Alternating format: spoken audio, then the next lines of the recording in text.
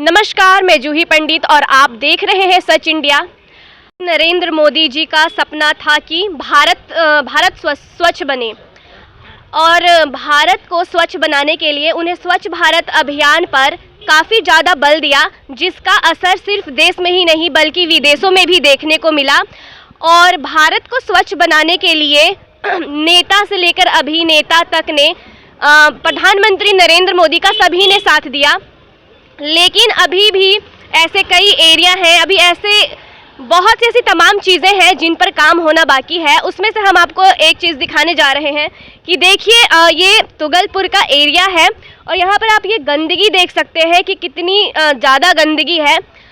तो हम यही पूछना चाहेंगे कि क्या प्रधानमंत्री के स्वच्छ भारत अभियान का जो मुद्दा था वो कितना सफल है और कितना नहीं है। तो आइए चलिए हम पूछते हैं कि यहाँ पर जो आम लोग हैं जो इस रास्ते से रोज आ रहे हैं जा रहे हैं, उसको इस गंदगी से कितनी परेशानी होती है। सर बताइए, आप यहाँ पर रोज आते जाते हैं? हाँ जी, आते हैं। गंदगी तो बहुत है इधर, सामान लेने में थोड़ा दिक्कत होता है, इधर उधर गंदगी महकता है, दिक्कत होता है। तो हम आप लोगों से इतना ही विनती करते हैं कि इन लोगों को साफ़ सुरक्षा ज़रूर करना चाहिए। बहुत गंदगी है यहाँ की, नहीं बल्कि आसपास की भी एक ऐसी जगह है जहाँ पे बहुत गंदगी है। तो ये गंदगी का समाधान हम लोगों को मिलना चाहिए।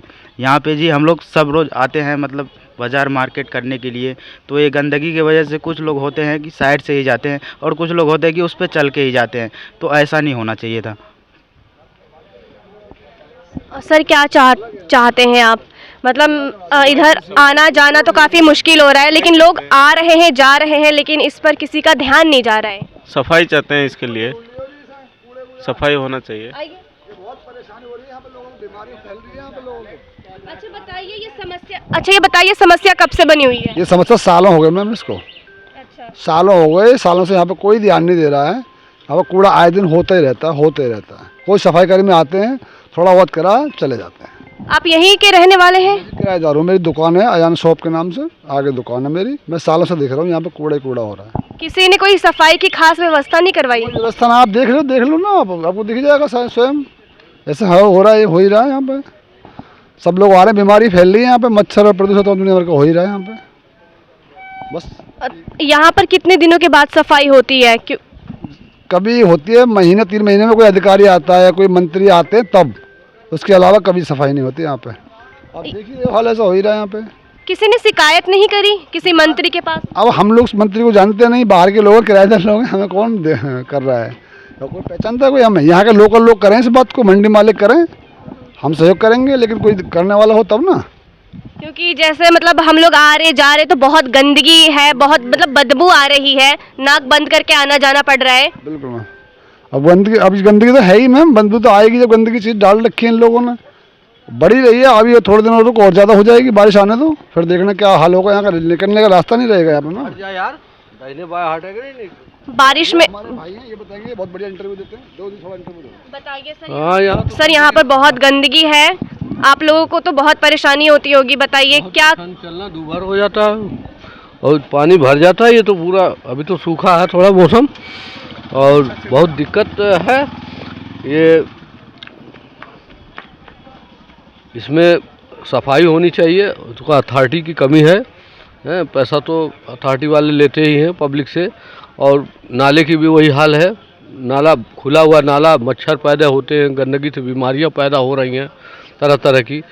इंसान बताइए कैसे जिए। तो गंदगी तो है, लेकिन कभी आप लोगों ने कोशिश करी कि मतलब लेटर वगैरह लिखा? हाँ, लेटर वगैरह तो जाते ही रहते हैं और बहुत ही लोग लिखते ही रहते हैं। एक बार सफाई हुई, ट्राली से आके लोग लेके गए, लेकिन फिर वैसे ही कूड़ा फेंकने लगे। यहाँ पे लोग खाली जगह ज़मीन पड़ी है, अब यहाँ फेंकते रहते हैं। ठीक है, ये सब तो मतलब बहुत ही जो आम लोग हैं आ रहे जा रहे, उनको तो काफ़ी समस्या होती ही होगी। अच्छा ये बताइए कि इस बार जो लोकसभा का चुनाव होने वाला है, आपको क्या लगता है किसकी सरकार बनेगी? ऐसे तो मोदी जी की सरकार बनेगी, इसलिए कि भाई बहुमत में हैं, भाई उन्हीं की सरकार होगी मोदी जी की, और तीसरी बार वो आना ही है उनको, मोदी जी को।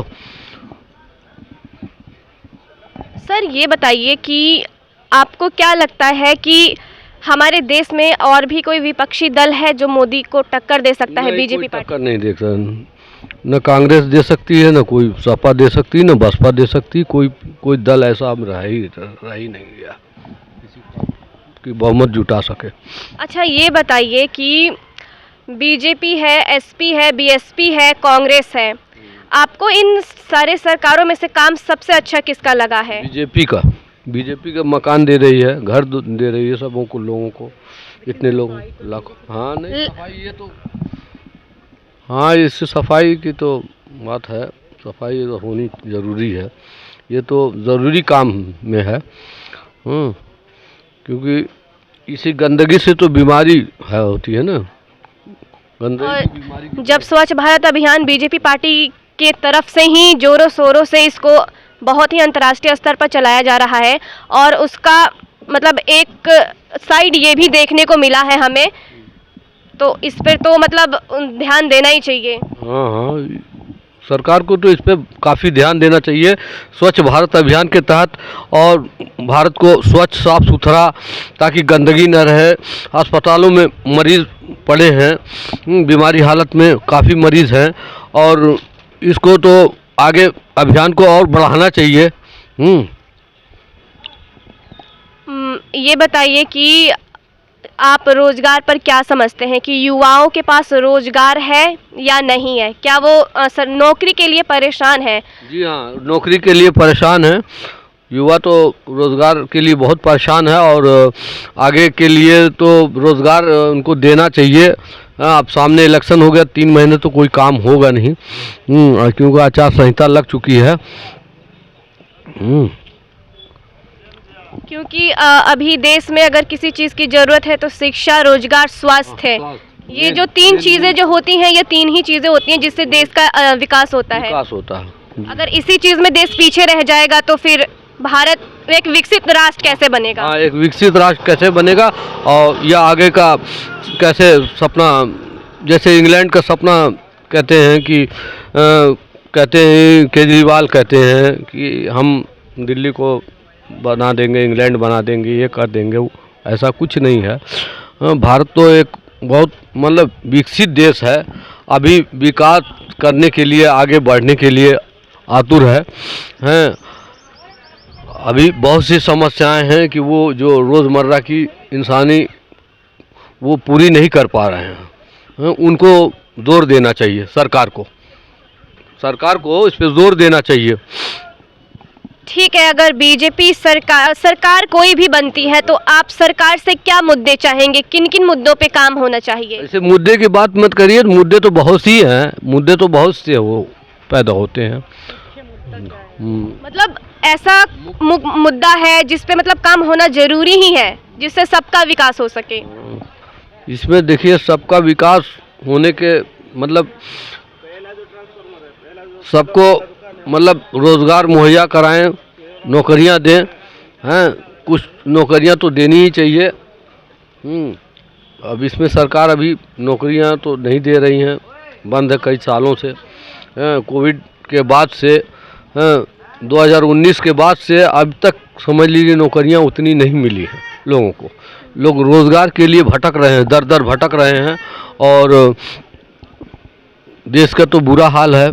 दशा दिशा तो तय करने के लिए अभी कह रहे हैं कि 400 सीटें लाएंगे मोदी जी कहते हैं, अब सामने वक्त ही बताएगा आगे। बस धन्यवाद अंकल। 2014 के चुनाव में प्रधानमंत्री जी का मेन मुद्दा चुनावी था स्वच्छ भारत अभियान, लेकिन क्या वो जमीनी स्तर पर उतना कामयाब हो पाया, उतना कारगर हो पाया?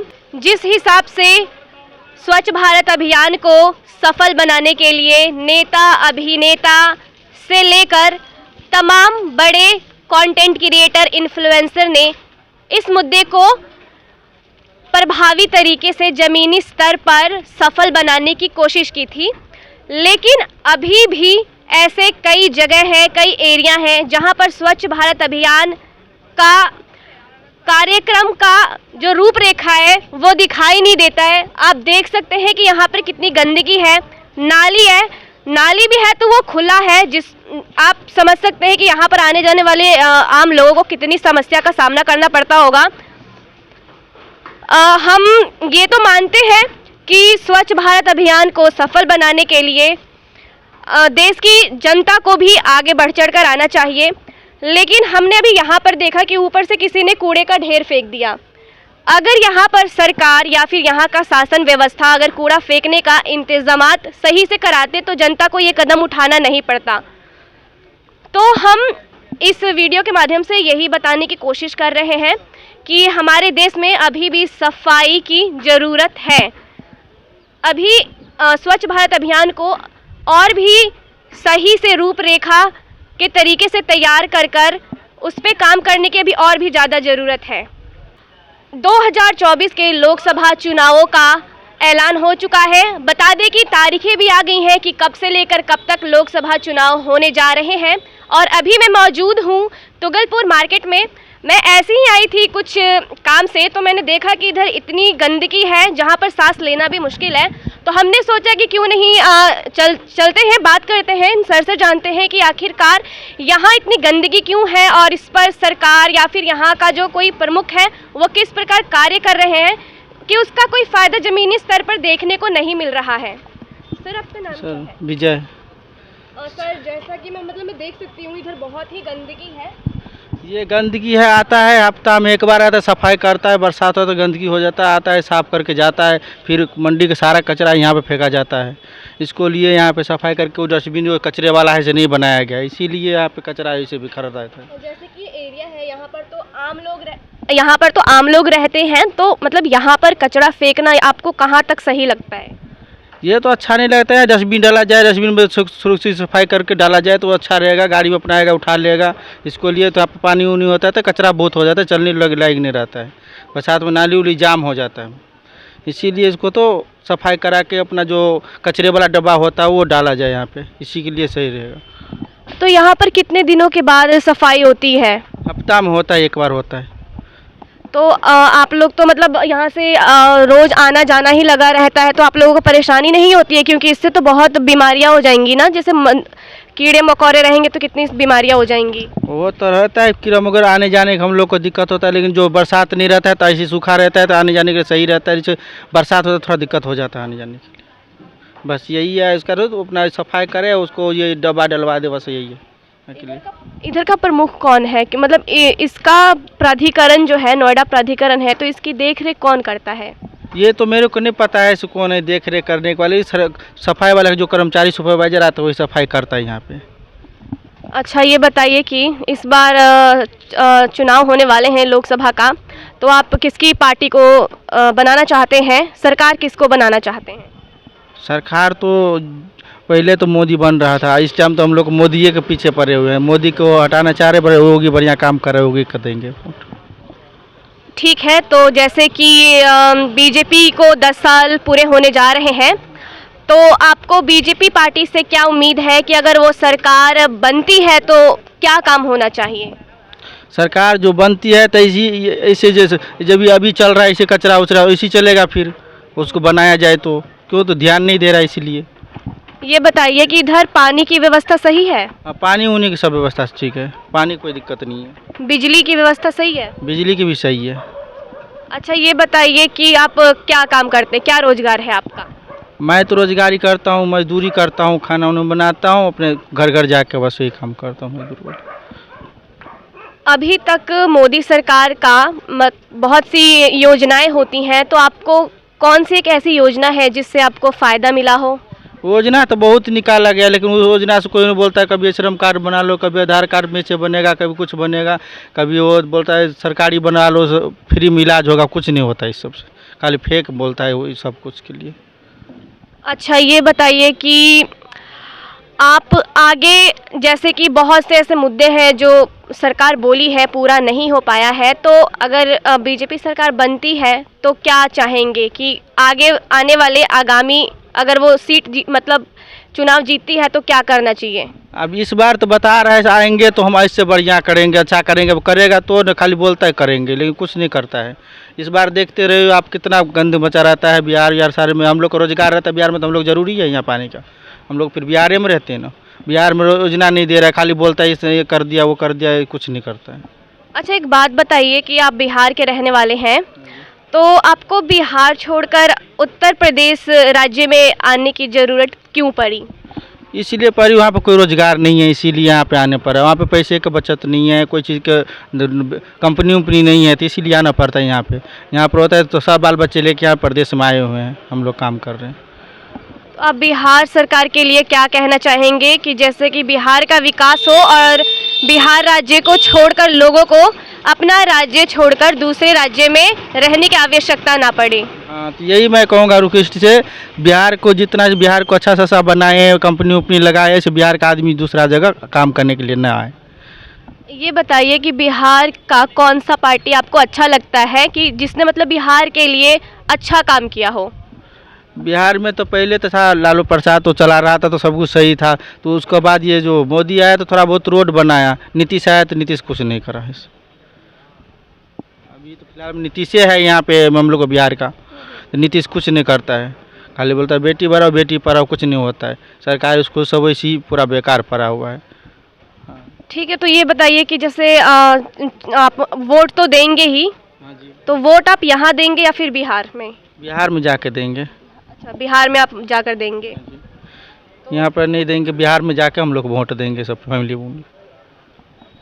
तो बताइए कि बिहार सरकार को किस तरीके का परिवर्तन करना चाहिए, क्योंकि वहाँ पर शिक्षा व्यवस्था भी ठीक नहीं है और रोजगार तो है ही नहीं, जिसके कारण लोगों को वहाँ से यहाँ पर आकर रहना पड़ता है। हाँ, तो ये तो है यहाँ पर सब जैसे शिक्षा दे, बच्चे सब को पढ़ाई लिखाई सब कुछ सही व्यवस्था रखे, टीचर उटर का चेक करे, क्लास जाके स्कूल विद्यार्थी जो स्कूल कॉलेज उसको अच्छा से बनाया गया जाए, तो फिर बिहार के क्या जरूर बच्चे सबको लेकर प्रदेश में पढ़ाने का कोई उम्मीदें नहीं है। फिर तो बिहार में जाकर अपना रहेगा, बिहार में सब रोजगार रहेगा, बाल बच्चे का रखेगा बिहार में, इसीलिए। अच्छा, मतलब एक इमेजिनेशन करिए कि अगर बिहार में अगर डेवलपमेंट होता है, विकास होता है, अगर वहाँ का सरकार अच्छा काम करता है, तो क्या आप यहाँ पर ही रहना पसंद करेंगे या फिर बिहार जाएंगे? हम लोग फिर बिहार में रहेंगे। जब हर चीज़ उपलब्ध हो जाएगा बिहार में, जितना बोल रहे हैं सब कुछ उपलब्ध हो जाएगा, तो क्या जरूरत है कहीं देश में आके खटने का? फिर तो अपना देश अच्छा है, हम लोग फिर बिहार में रहेंगे। बिहार क्यों छोड़ के आए फिर दूसरा देश में काम करने के लिए, इसीलिए। ठीक, धन्यवाद।